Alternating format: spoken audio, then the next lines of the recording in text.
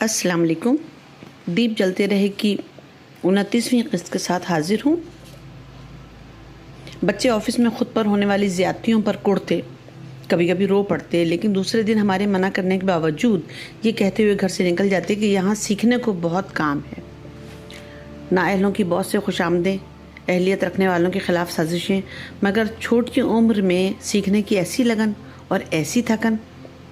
مگر دل میں ڈھارس بندھی تھی کہ یہی کٹھنائیاں کامیابی کا زینہ ہوا کرتی ہیں. پھر جسم کو سڈول بنانے کے لیے جم جانا بھی ضروری قرار پایا. یوں اس بے تحاشا مصروفیت نے بچوں کو فضول سرگرمیوں سے جوڑنے نہیں دیا. بچے لڑکیوں سے دوستی میں آزاد تھے، لیکن پاکستانی معاشرے میں ایک المیہ رہا ہے کہ لڑکیاں مستقبل محفوظ کرنے کے لیے شادی میں پناہ ڈھونڈتی ہیں. ان کی خواہش ہوتی ہے کہ جس لڑکے سے ان کی دوستی ہے اسے فوراً والدین سے ملوا دیا جائے، اور والدین بھی اپنی بیٹی کے دوست میں داماد دیکھنے لگتے ہیں. لڑکے کی زندگی میں لڑکی آ جائے تو اس کی زندگی میں تازگی آ جاتی ہے، اور اس کے آگے بڑھنے کی رفتار 2 گنا ہو جاتی ہے. اس کی اخلاقی اور سماجی ذمہ داری کہیں بڑھ جاتی ہے. لیکن ذہین مردوں کو زندگی میں کوئی مقصد نہ رکھنے والی شادی کی شوقین اور بے وقوف لڑکیاں اچھی نہیں لگتی. ان کی زندگی میں اس کمی کو محسوس کر کے ہم نے اپنی سسرال، میکے، دوست احباب میں کئی جگہ رشتے مانگے، لیکن یہ کہہ کر صاف انکار ہوا کہ ابھی لڑکوں کا مستقبل غیر واضح ہے. اس پر ہم نے سمجھانے کی کوشش کی کہ ابھی تو آپ کی بچی کا بھی مستقبل غیر واضح ہے.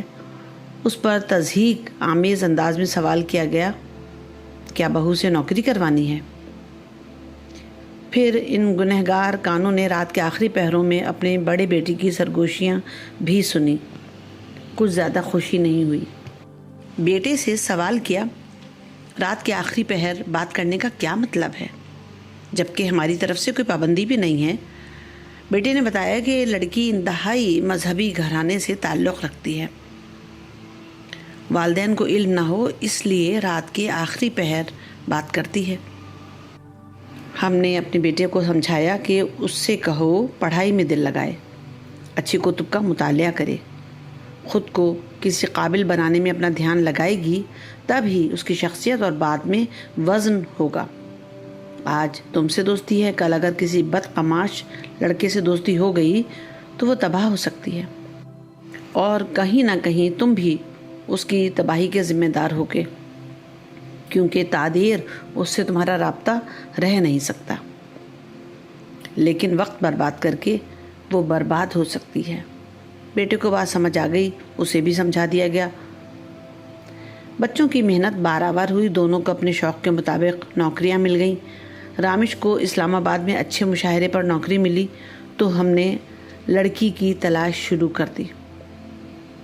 کرائے کے مکان کی طرح یہاں پر بھی شیعہ یا سنی ہونا قابل گرفت ٹھہرا. کہیں پر لڑکوں کا عقیدہ پرکھنے کے لیے زنجیر زنی کا ثبوت مانگا گیا تو کہیں باپ کا شیعہ ہونا انکار کی وجہ بنا. کہیں کرائے کا مکان رکاوٹ بنا. بڑے والے تو ایک بہت پیاری لڑکی جو میڈیکل کی طالبہ ہے اس سے عہد و پیما میں بن چکے. رامش نے ہمیں اپنی ایک دوست کے ہاں بھیجا. بچی نے دروازہ کھولا. ہمیں وہ خاصی معقول لڑکی لگی. والدہ اور دادی بڑے اخلاق سے ملی. رسمی تعارف اور بات چیت کے بعد دادی نماز پڑھنے اور والدہ چائے کا کہہ کر کمرے سے چلی گئیں. ہم نے لڑکی سے پوچھا، آرکالوجی میں ماسٹرز کرنے کی وجہ کیا تھی؟ جواب خلاف توقع تھا، امی ابو ویسے تو گھومنے پھرنے نہیں دیتے، ہم نے سوچا اس بہانے تفریح ہو جائے گی. بات گرچہ بھونڈی تھی مگر ہمیں لڑکی کی سچائی اچھی لگی. ہم نے اس سے پوچھا، آگے کیا پلان ہے؟ لڑکی نے جواب دینے کے بجائے شرما کر نظریں جھکا لیں. لڑکی کی والدہ آئیں، میز پر ٹرے رکھی اور گویا ہوئیں. آپ مجلسوں میں جاتی ہیں؟ ہم نے اسبات میں سر ہلایا. ماتم بھی کرتی ہیں؟ ہمارا جواب اب بھی اسبات میں تھا. پھر تو بچے بھی کرتے ہوں گے. اشرف المخلوقات اور سماجی جانور ہونے کے ناطے ہم ہر طرح کے ماحول میں ڈھلنے کی صلاحیت رکھتے ہیں. ہم نے انہیں سمجھانے کی کوشش کی. آپ تو کہہ رہی تھی آپ شیعہ نہیں ہیں. وہ حیرت سے بولی، پھر تو آپ کے بیٹے زنجیر بھی لگاتے ہوں گے؟ نہیں، زنجیر نہیں لگاتے، ہم نے جواب دیا۔ دادی نماز پڑھ کر آ چکی تھی اور بہت غور سے ہماری باتیں سن رہی تھیں۔ انہوں نے بہو کو اشارہ کیا اور باہر چلی گئیں۔ کچھ لمحوں بعد لڑکی کی ماں بھی کمرے سے نکل گئی۔ تھوڑی دیر بعد دونوں کچھ مشوروں کے بعد داخل ہوئیں تو لڑکی کی ماں کے چہرے پر مسکراہٹ اور اطمینان سا تھا۔ شادی کر کے لڑکا اسلام آباد لے جائے گا؟ انہوں نے سوال کیا۔ ہم نے اسبات میں سر ہلایا۔ دراصل اس کی بڑی بہن جو ڈاکٹر ہے اس کا بھی شیعہ کا رشتہ آیا ہوا ہے، اس نے ضد باندھی ہوئی ہے کہ اسی سے کرنی ہے۔ اب چھوٹی کی کر دیں گے تو بڑی کی ہمت بن جائے گی، اس لیے ہم لڑکے سے لکھوائیں گے، وہ شادی کے بعد مجالس میں نہیں جائے گا اور لکھ کر دے گا کہ وہ شیعہ نہیں ہے۔ ہم نے پرس ہاتھ میں لیا اور کھڑے ہو گئے۔ جی، میں نے آپ سے جھوٹ بولا تھا، ہم شیعہ ہیں اور میرا بیٹا زنجیر بھی لگاتا ہے۔ دراصل میں نے یہ بات اس لیے کہی کہ مجھے ان کی ان تمام باتوں پر غصہ آ گیا تھا۔ بات یہ ہے کہ ہم جب کسی کے سامنے بہت زیادہ جھکتے ہیں نا تو پھر اگلا بھی آپ کو نیچا دکھانے کی کوشش کرتا ہے۔ اس واقعے کے 1 ماہ بعد ہی ہماری کلیگ نے ایک پیاری سی لڑکی کے بارے میں بتایا، تصویر بھی دکھائی۔ ہم نے مزید کچھ باتیں دریافت کی اور ہر لحاظ سے مطمئن ہو گئے۔ اتفاق سے رامش میاں نے اسی روز شام کو اسلام آباد سے اچانک گھر پہنچ کر ہمیں سرپرائز دیا۔ یہ بڑا اچھا موقع تھا۔ ہم نے اسے لڑکی کی تصویر اور کوائف سے آگاہ کیا۔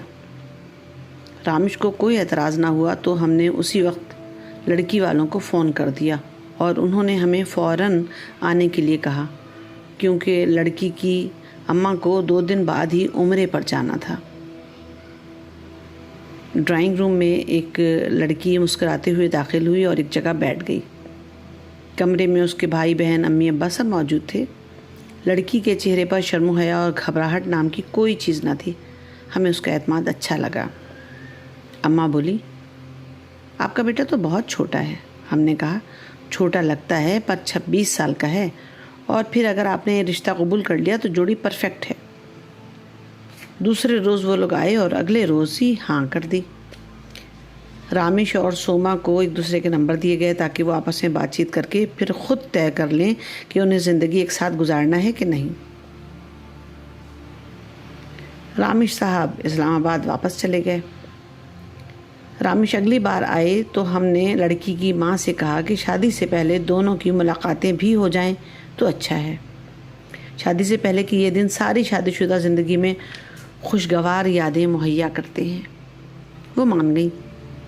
چند روز ملاقاتوں کے بعد رامش تو اسلام آباد چل گیا۔ 2 ماہ بعد شادی طے تھی۔ تمام رسمیں کی گئیں کیونکہ خاندان کی لڑکیوں کی خواہش تھی۔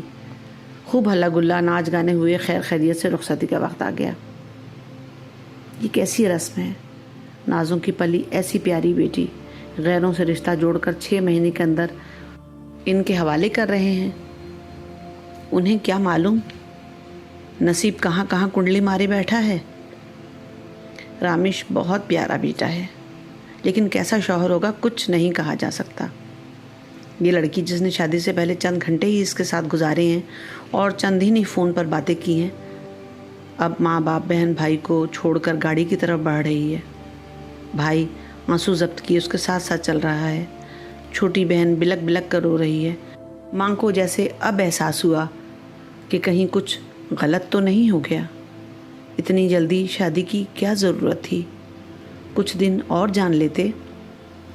کبھی رامش کو التجائی نظروں سے دیکھتی ہیں تو کبھی ہمیں۔ ہم جو خوش اپنے بیٹے کی تنہائی دور کرنے پر بہو کا غرارہ تھامے آگے بڑھ رہے تھے، آہستہ آہستہ خوشی معدوم ہوتے غبار میں تبدیل ہو گئی، جو سارے کا سارا ہماری آنکھوں میں در آیا۔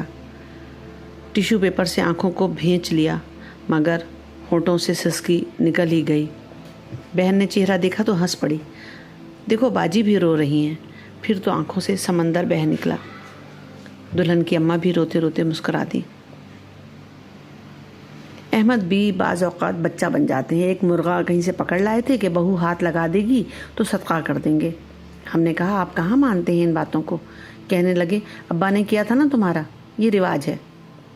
دلہن گاڑی سے اتری تو کسی کو اس رسم کا دھیان نہ رہا. کام سمیٹتے صبح کا اجالا پھیل چکا تھا. کسی کام سے بالکنی میں گئے تو دلہن مرغے کی ٹانگ کے ساتھ الجھ رہی تھی. مجھے دیکھا تو بولی آنٹی اس کی دونوں ٹانگیں بندھی تھیں، اب میں نے اس کی ایک ٹانگ باندھ دی ہے، بیچارہ اب چل پھر تو سکے گا. ایسی حساس بچی، خدا کرے اسے زندگی کی ہر خوشی نصیب ہو. دل سے دعا نکلی. نئے جوڑے نے اسلام آباد میں گھر بسایا سجایا، لیکن بہو دل نہ لگا سکی.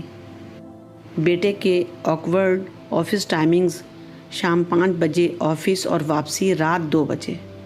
اس کا دل ہولتا تھا. بیٹے نے کراچی واپسی کی راہ پکڑی. جلد ہی یہاں بھی اس کی صلاحیت کے معیار کی نوکری مل گئی. 10 مہینے بعد ہمارے پوتے بالاج صاحب بھی دنیا میں تشریف لے آئے. تو محسوس ہوا کہ شادی کے فوراً بعد ماں باپ بننے کے مراحل میں دونوں میاں بیوی کو ایک دوسرے کو سمجھنے کا موقع تو ملا نہیں.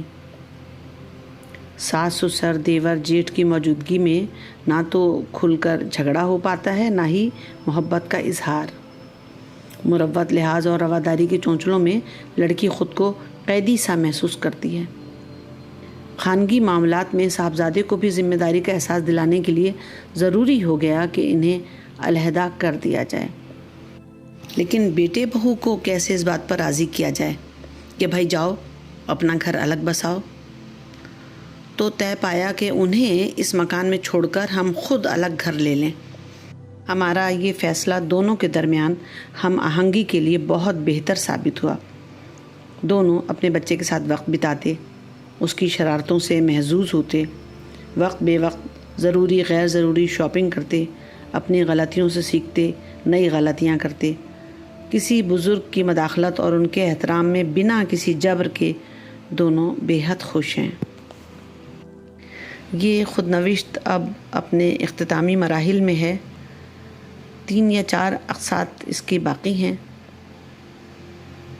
30ویں قسط کے ساتھ پھر حاضر ہوں گی. ہاں، جاتے جاتے یاد دلا دوں کہ اگر ابھی تک آپ نے چینل سبسکرائب نہیں کیا تو کر لیجئے اور بیل آئیکن پریس کر دیجئے تاکہ اگلے اقساط کا نوٹیفیکیشن آپ کو بر وقت مل سکے. بہت شکریہ. خدا حافظ.